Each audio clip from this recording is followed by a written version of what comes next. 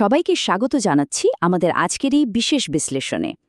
আজ আমরা মানব ইতিহাসের সবচেয়ে প্রাচীন এবং একই সাথে সবচেয়ে কৌতূহলোদ্দীপক একটি রহস্য নিয়ে কথা বলতে যাচ্ছি, আর তা হল নুহের নৌকা বা নোয়াজ আর্কের প্রকৃত অবতরণস্থল। প্রাচীন পাণ্ডুলিপি, ধর্মীয় গ্রন্থ এবং প্রত্নতাত্ত্বিক তথ্যগুলোকে একসাথে মিলিয়ে আজ আমরা সত্য উন্মোচনের চেষ্টা করব। আমাদের মূল লক্ষ্য হল মাউন্ট আরারাত এবং মাউন্ট জুদি, এই দুটি পাহাড়ের দাবিগুলোকে বৈজ্ঞানিক ও ঐতিহাসিক দৃষ্টিকোণ থেকে যাচাই করা। নুহের নৌকার কথা উঠলে আপনাদের মাথায় সবার আগে কোন নামটা আসে? নিশ্চিতভাবেই মাউন্ট আরারাত, তাই তো? শত শত বছর ধরে এই ধারণাটাই তো ব্যাপকভাবে প্রচলিত। কিন্তু কখনো কি ভেবে দেখেছেন এই জনপ্রিয় বিশ্বাসটা কি আসলেই সত্যি, নাকি শতাব্দীর পর শতাব্দী ধরে আমরা সম্পূর্ণ ভুল একটা পাহাড়ের চূড়ায় অনুসন্ধান চালিয়ে যাচ্ছি? চলুন উৎস থেকে পাওয়া তথ্যগুলো দিয়ে এই প্রচলিত ধারণাকে একটু খতিয়ে দেখা যাক। চলুন তাহলে আজকের এই আলোচনার রূপরেখাটা একটু দেখে নিই। আমরা মূলত ৬টি ধাপে এই রহস্যের সমাধান করব।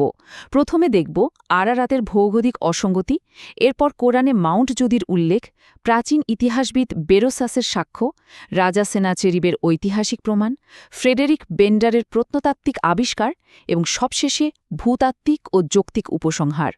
শুরুতেই আসা যাক আমাদের প্রথম পয়েন্টে, আরারাতের ভৌগোলিক অসঙ্গতি বা প্রচলিত অতিকথার ব্যবচ্ছেদ। স্ক্রিনের এই তুলনামূলক চিত্রটা একটু খেয়াল করুন, ব্যাপারটা খুবই ইন্টারেস্টিং। একদিকে আরারাত হল ইগনিয়াস বা আগ্নেয়গিরির শিলা দিয়ে তৈরি, আর অন্যদিকে মাউন্ট জুদি হল পানির প্রভাবে সৃষ্ট পাললিক বা সেডিমেন্টারি শিলার পাহাড়। আর সবচেয়ে চমকপ্রদ তথ্যটা কি জানেন? ইতিহাসে আছে বন্যার শেষে নূহ নবীর পাঠানো কবুতরটা একটা জলপাই পাতা মুখে নিয়ে ফিরে এসেছিল, অথচ উচ্চতা আর বৈরী আবহাওয়ার কারণে মাউন্ট আরারাতে কিন্তু কোনো জলপাই গাছই জন্মায় না। অন্যদিকে মাউন্ট জুদির পাদদেশে রয়েছে সবুজে ঘেরা প্রচুর জলপাই বাগান। তাহলে মাউন্ট আরারাত তত্ত্বটা কেন টিকছে না? এই শক্ত বৈজ্ঞানিক তথ্যগুলো একটু মিলিয়ে দেখুন।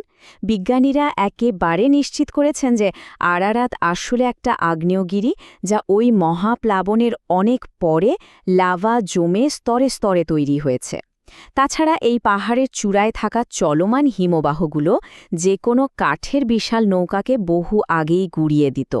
আর সবচেয়ে বড় কথা হল, দ্বাদশ শতাব্দীর আগে বিশ্বাসযোগ্য কোনো প্রাচীন গ্রন্থেই আরারাতের নাম নুহের নৌকার অবতরণস্থল হিসেবে উল্লেখই করা হয়নি। অবাক করার মতো ব্যাপার, তাই না? এবার চলুন যাই আমাদের দ্বিতীয় পর্বে, কোরআনে মাউন্ট জুদির উল্লেখ বা এর ধর্মীয় ভিত্তি। পবিত্র কুরআনের সূরা হুদের ৪৪ নম্বর আয়াতে অত্যন্ত স্পষ্টভাবে বলা হয়েছে, এবং নৌকাটি জুদি পর্বতের ওপর স্থির হল। এই দ্ব্যর্থহীন বর্ণনাটি কিন্তু মাউন্ট জুদির সপক্ষে থাকা ধর্মীয় যুক্তির সবচেয়ে মজবুত নোঙর হিসেবে কাজ করে। হাজার হাজার বছর ধরে এই আয়াতটি গবেষকদের সঠিক পথের দিশা দিয়ে আসছে। এবার স্ক্রিনের এই সংখ্যাটার দিকে একটু নজর দিন। ৮০। এই সংখ্যাটা কেন এত গুরুত্বপূর্ণ?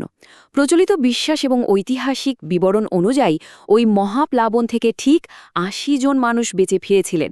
আর এই মানুষগুলো মাউন্ট জুদির পাদদেশে নেমে একটা গ্রাম স্থাপন করেন, যার নাম দেওয়া হয় হেশন, আরবিতে যাকে বলা হয় থামানিন, যার অর্থই হল ৮০।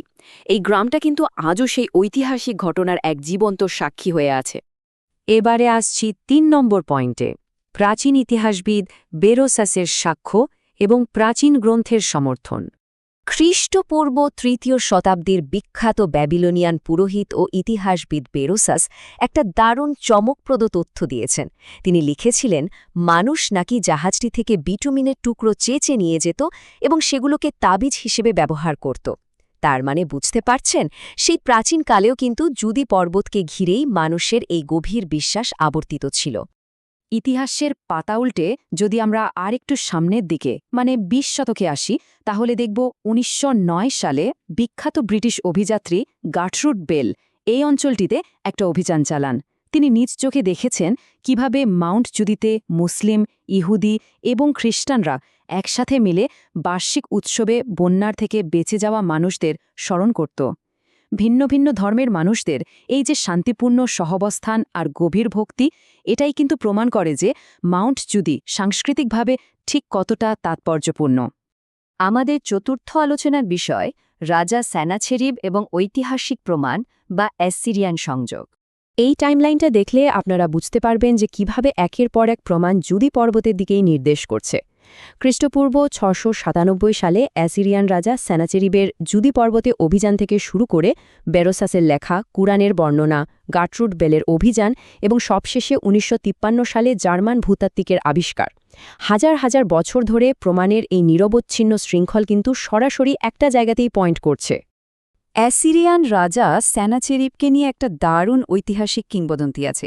বলা হয় তিনি মাউন্ট জুদি থেকে নৌকার একটা কাঠের তক্তা নিয়ে গিয়েছিলেন এবং সেটাকে নিসরোখ নামের এক দেবতা হিসাবে পুজো করতে শুরু করেন।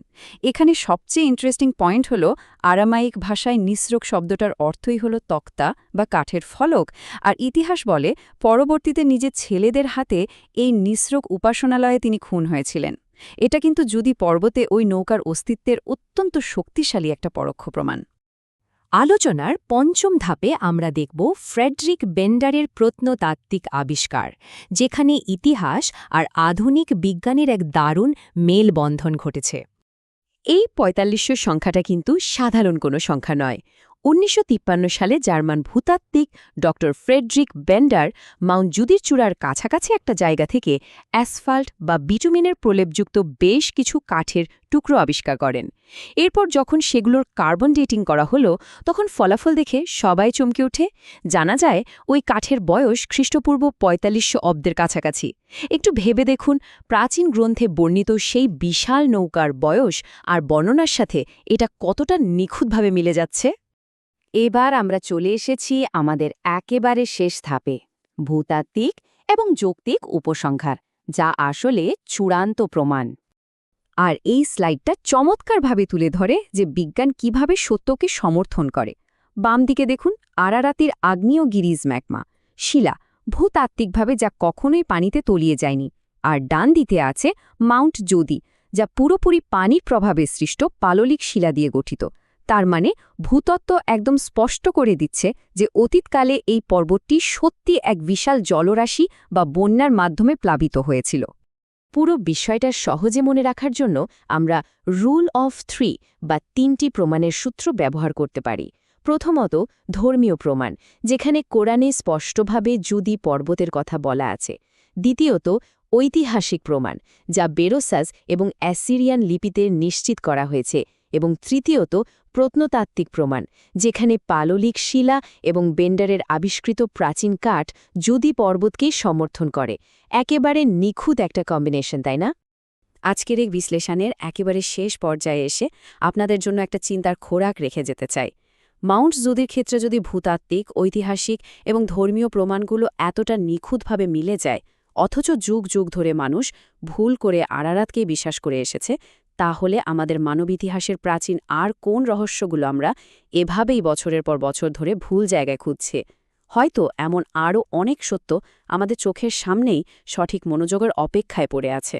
ভাববেন কিন্তু ব্যাপারটা। নতুন কোনো বিশ্লেষণে আবারও দেখা হবে।